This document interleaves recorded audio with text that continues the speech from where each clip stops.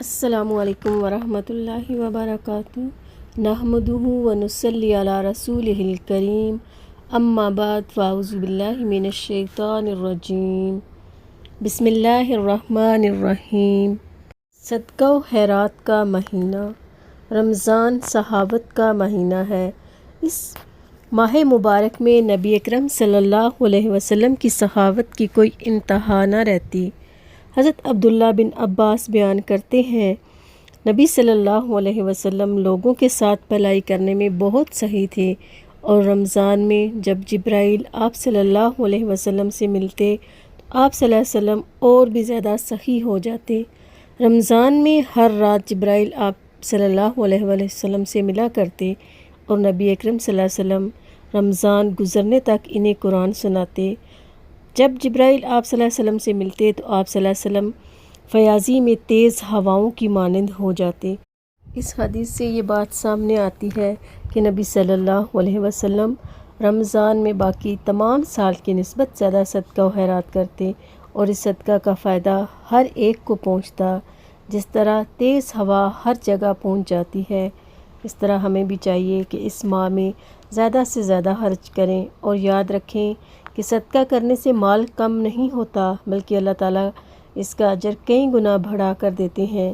اہل و عیال، رشتہ داروں، فقراء، مساکین پر خرچ کرنے کے علاوہ نیکی کے دیگر کاموں مثلا مساجد کی تعمیر و ترقی، مسافر خانوں کے قیاموں کی بہتری کے لیے کنوؤں کی کھدائی، پینے کے پانی کا انتظام بھی کرنا چاہیے۔ اسی طرح دین کی تعلیم و تبلیغ اور اس راہ میں نکلے ہوئے طالب علموں کے تعلیمی اخراجات پر بھی خرچ کرنا بہترین صدقہ جاریہ کا کام ہے، کیونکہ فی سبیل اللہ خرچ کیے جانے والے مال کو اللہ تعالیٰ اپنے ذمہ قرض شمار کرتے ہیں۔ یہ بہت بڑی خوشخبری ہے۔ سورہ البقرہ آیت نمبر 245 میں ارشاد باری تعالیٰ ہے، من ذا الذی یقرض اللہ قرضا حسنا فیضاعفہ لہ اضعافا کثیرا۔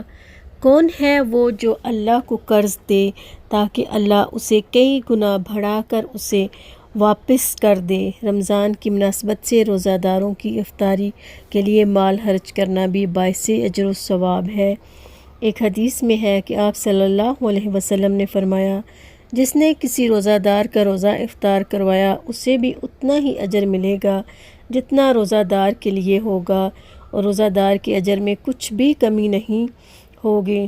دوسری حدیث میں آتا ہے کہ آپ صلی اللہ علیہ وسلم نے فرمایا، جس کسی نے کسی روزہ دار کا روزہ افطار کرایا یا کسی مجاہد کو سامان دیا تو اس کو اس کے برابر ثواب ملے گا۔ ماہ رمضان میں اپنی حیثیت کے مطابق دل کھول کر اللہ کی راہ میں مال خرچ کریں۔ بیوی بچوں، والدین، رشتہ داروں سب پر معروف طریقے کے مطابق مال خرچ کریں۔ زیادہ سے زیادہ روزہ داروں کی افطاری کا اہتمام کریں، خصوصاً فقراء، مساکین اور ضرورت مندوں کو یاد رکھیں۔